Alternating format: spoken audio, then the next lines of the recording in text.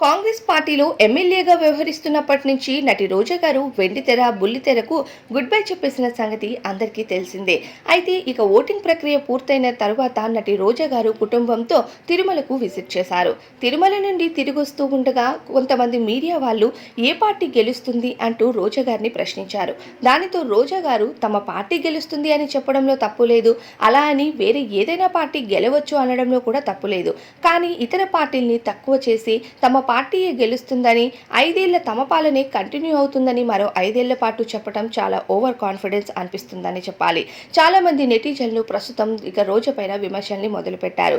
మీ party గెలుస్తుంది అనుకోవడంలో తప్పులేదు, కానీ ఇతర పార్టీలపైన గెలవదు అనే ముద్ర వేయటం సరైనది కాదు అంటూ ప్రస్తుతం ఇతర పార్టీ వాళ్ళు రోజా గారిని ఏకిపారేస్తున్నారు. ఇక విమర్శలు ఎప్పటి నుంచో ఎదురైనా అవన్నీ పట్టించుకోరనే చెప్పాలి రోజా గారు.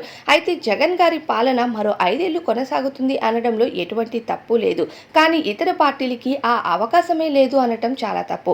18 ఏళ్ల చిన్నపిల్లల నుంచి 50 ఏళ్లు దాటే ముసలి వాళ్ళ వరకు తమకే ఓట్లు వేశారు అంటూ చాలా కాన్ఫిడెన్స్ గా రోజా గారు మాట్లాడటం ప్రస్తుతం రోజా గారికి విమర్శలు ఎదురవుతున్నాయి.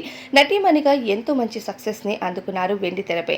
అలానే ఇక బుల్లి తెరపై చాలా షోస్ లో జడ్జిగా వ్యవహరిస్తూ తమ ఇచ్చే తీర్పులతో ఎంతో మందికి న్యాయం చేశారు రోజా గారు.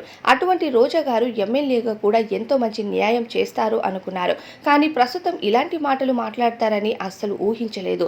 బొక్కబోర్లా పడే వరకు ఇలాంటి మాటలు ఖచ్చితంగా వస్తాయి. ఇక ఓట్లు లెక్కింపు అవ్వకుండానే మొత్తం ఓట్లు తాముకే పడ్డాయి అని ఇలా కాన్ఫిడెంట్గా ఎంత బాగా మాట్లాడుతుందో రోజమ్మ అంటూ ప్రస్తుతం రోజమ్మ పైన విపరీతమైన ట్రోలింగ్ జరుగుతుందనే చెప్పాలి. మరి ఓటింగ్ లెక్కింపు అయిన తర్వాత నిజంగా గెలిస్తే సరైనదే, గెలవకపోతే మాత్రం రోజా గారిని బాగా ఆడుకుంటారనే చెప్పాలి. సోషల్ మీడియాలో వచ్చే ట్రోల్స్ కోసం ప్రత్యేకంగా మాట్లాడుకోని అవసరం లేదు. మరి ఏ పార్టీ గెలుస్తుందని మీరు అనుకుంటున్నారో కామెంట్ చేయండి.